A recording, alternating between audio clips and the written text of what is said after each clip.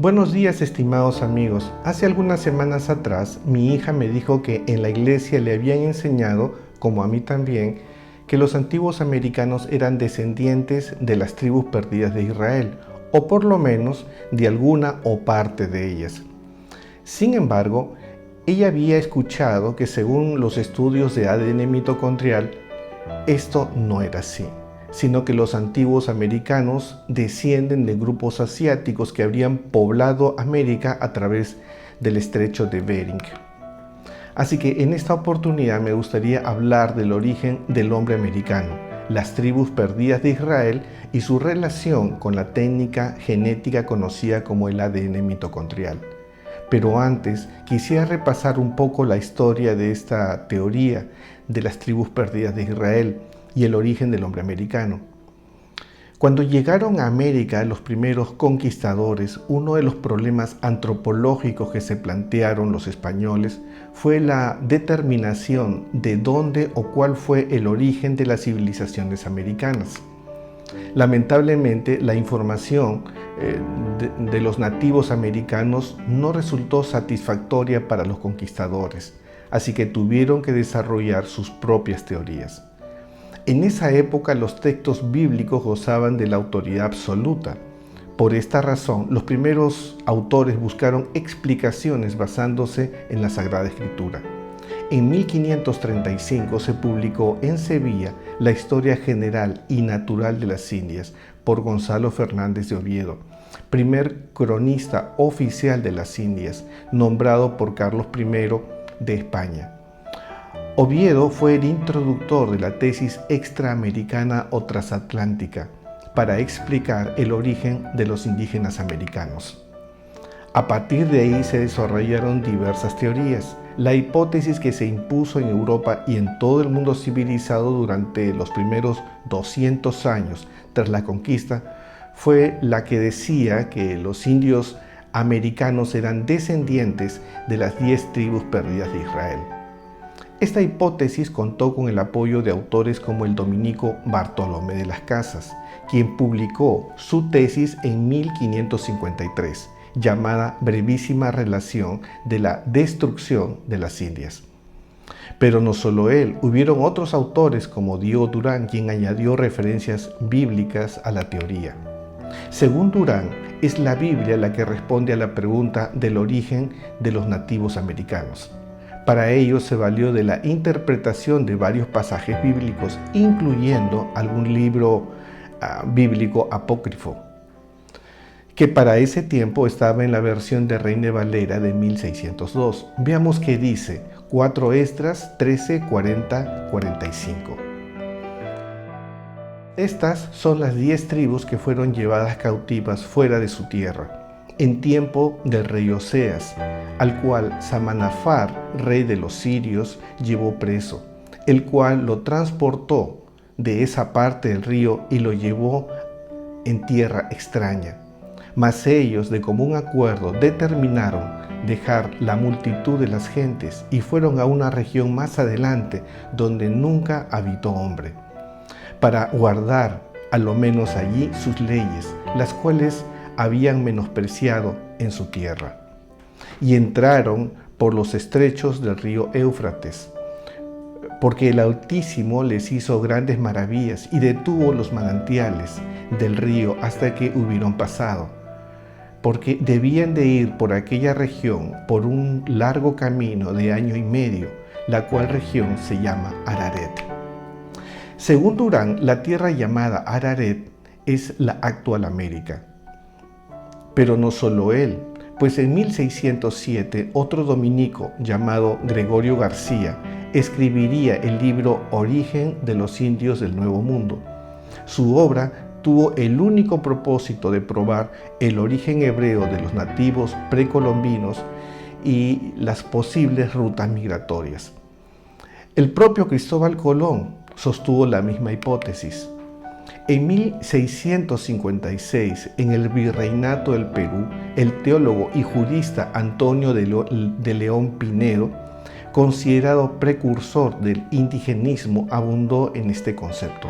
Según él, el Edén bíblico, el paraíso terrenal, se había localizado en las selvas peruanas, cuna de Adán y Eva. Pero esta teoría no solo existió en el mundo católico o español. La teoría de los indígenas americanos, que los indígenas americanos eran descendientes de las 10 tribus, también fue parte del mundo evangélico. Es así que el ministro metodista William Apes, uno de los intelectuales públicos indios más prominentes de su tiempo, planteó la creencia de que los pueblos indígenas de las Américas eran las 10 tribus perdidas. Con ironía llegó a decir que había estudiado el tema y había llegado a la conclusión de que la teoría era cierta. Pero no solo religiosos sostuvieron esta teoría, sino también académicos. Es así como el historiador James Adair escribió en 1775 la obra Historia de los Indios Americanos, en la cual reforzó la teoría haciendo una comparación lingüística y cultural. Un ejemplo de la cultura nativa era la costumbre de practicar la cuarentena a las mujeres menstruantes, como lo dice la Biblia. Este historiador de origen irlandés vivió 40 años en Norteamérica.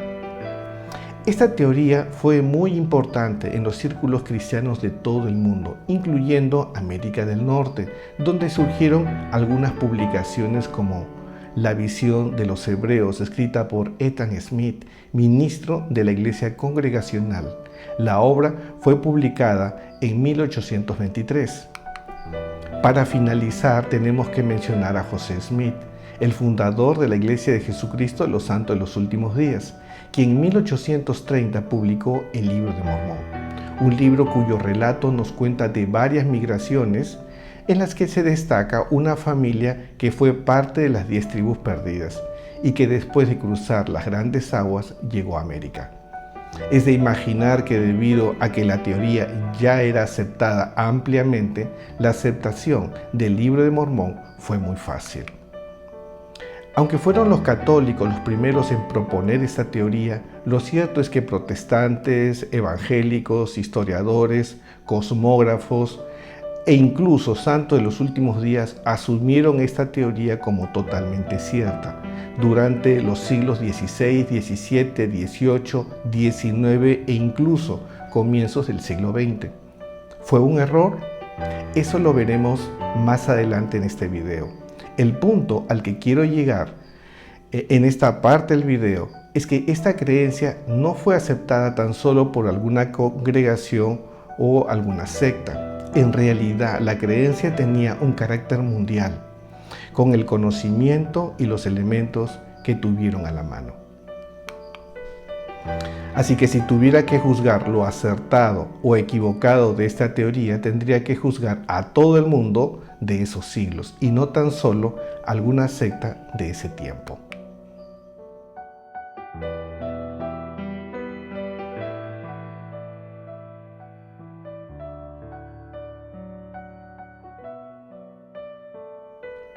Ahora vayamos y hablemos de las teorías actuales del poblamiento de América, específicamente sobre los avances en la genética. Pero antes quisiera explicar brevemente qué es el ADN. No soy biólogo, así que espero que mi explicación sea lo suficientemente clara. El ADN son las iniciales del ácido desoxirribonucleico, el cual está en el núcleo de toda célula. Este es el que forma el código genético. Este código nos identifica y es lo que construye y constituye nuestros cuerpos. Además, este código es único para cada persona y lo recibimos de nuestros padres. La mitad de nuestro ADN lo recibimos de nuestra madre y la otra mitad de nuestro padre. La combinación de ambas es lo que nos permite ser como somos.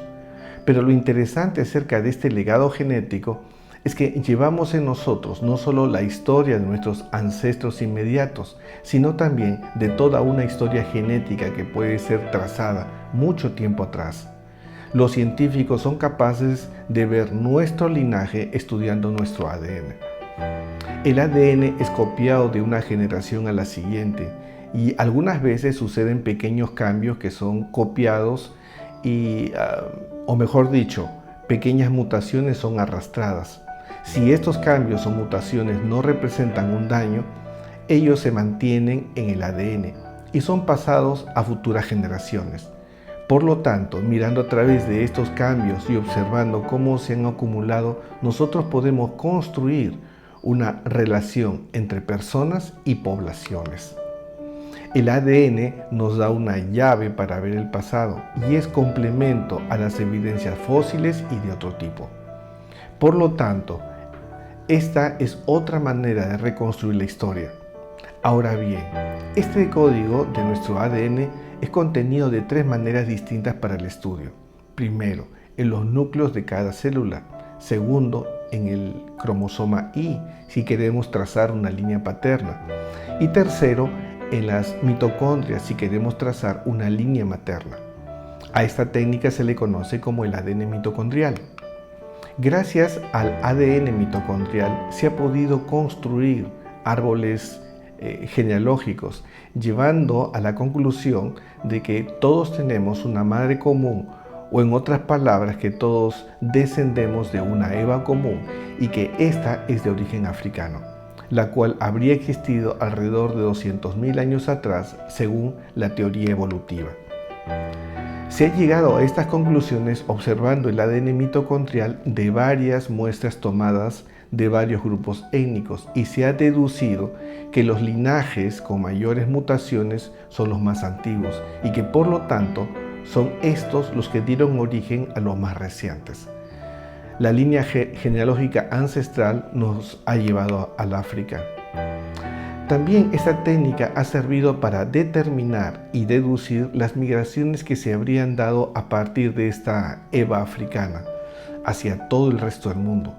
Los críticos a la teoría de un origen hebreo de los nativos americanos afirman que las investigaciones con el ADN mitocondrial muestran que el poblamiento de América se habría dado a través del estrecho de Bering, o sea, nos hablan de un origen asiático, lo cual vendría a ser una prueba contundente, según ellos, de la falsedad de las teorías de las tribus perdidas para explicar el origen del hombre en América.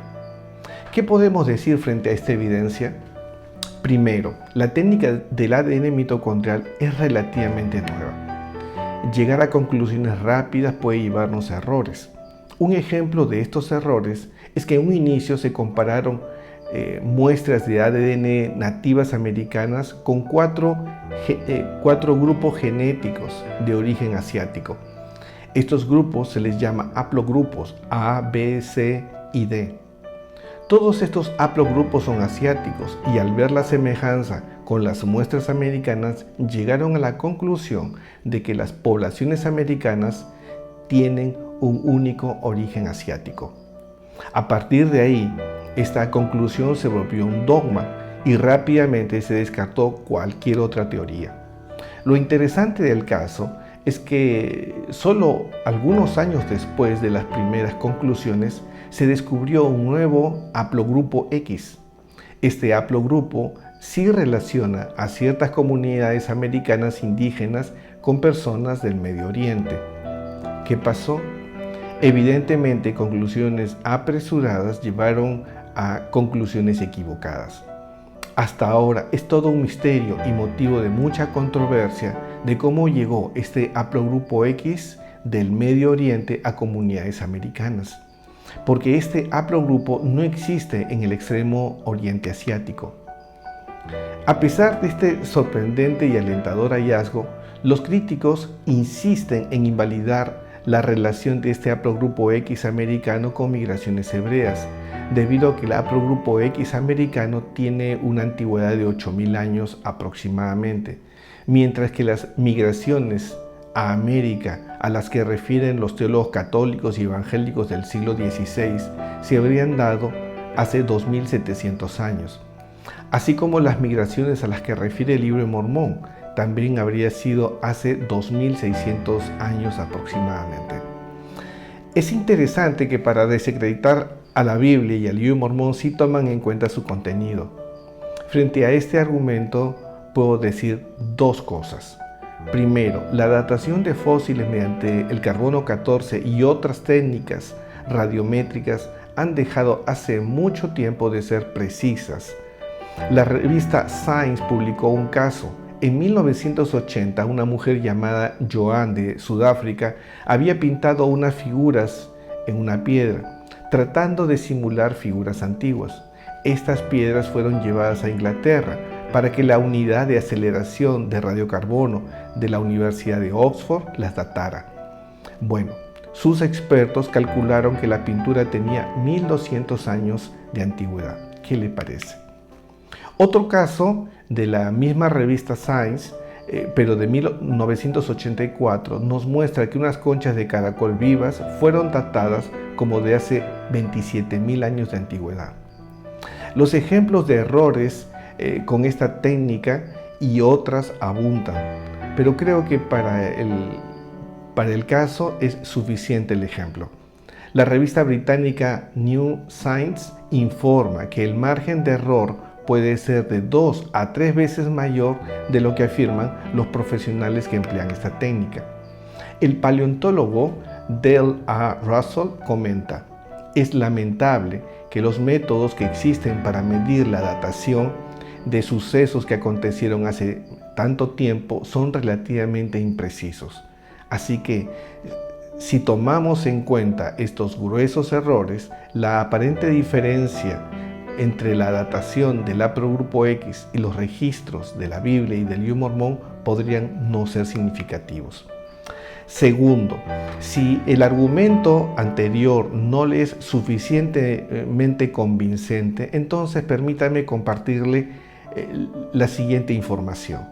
En 1928, el arqueólogo peruano Julio Cetello descubrió más de 300 cráneos en la costa sur del Perú, específicamente en la península de Nazca, pertenecientes a la cultura pre-inca Nazca, que data de 800 a 100 años antes de Cristo.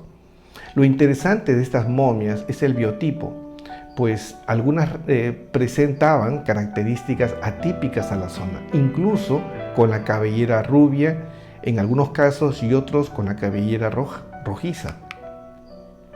Parte de estos cráneos de Nazca y otros de las zonas cercanas de Paracas fueron analizados por el biólogo Brian Foster, haciendo el respectivo estudio del ADN, y los resultados fueron increíbles. 4 muestras de cabello que fueron enviadas resultaron pertenecer al haplogrupo H2, haciendo uso del ADN mitocondrial, o sea, de la línea materna. Este haplogrupo es de Europa y Medio Oriente. Y en la línea paterna, las muestras encontradas arrojaron ser del haplogrupo T2, que es frecuente también en Medio Oriente y en Europa. Momias similares han sido encontradas en Cusco, Moche, Chilca, Chachapoyas en el Perú, que son de 1,80 m de altura y con una apariencia más cercana a europeos que asiáticos. Hasta ahora nadie ha podido explicar cómo momias rubias y pelirrojas hayan existido en estas zonas. El punto es que la evidencia respalda claramente y de manera irrefutable la teoría de una migración del Medio Oriente a América. Si no, ¿cómo explicar estos hallazgos? Evidentemente, estos hallazgos muestran no solo el error de las primeras conclusiones, sino también un grueso error en la toma de muestra, como para concluir que el nativo americano vino únicamente de Asia. Evidentemente, la muestra tomada en investigaciones pasadas no era del todo representativa. El cómo llegaron personas del Medio Oriente a América, la ruta que usaron, son cosas que se irán develando con mayores investigaciones. Espero que estas sean mejores que las hechas hasta ahora, con mayor rigor científica y más abiertas de pensamiento. Pretender llegar a la verdad en temas como el poblamiento de América depende de un conjunto de disciplinas, como la historia, la arqueología, la paleontología, la genética, la antropología, la demografía, etc. Pretender encontrar la verdad con una sola disciplina puede tener muchas limitaciones. Es por eso por lo que en próximos videos espero poder compartir información acerca del tema desde otras disciplinas, porque existe evidencia abundante que respalda la tesis de migraciones del Medio Oriente a América mucho antes de Colón. Que el Señor lo bendiga.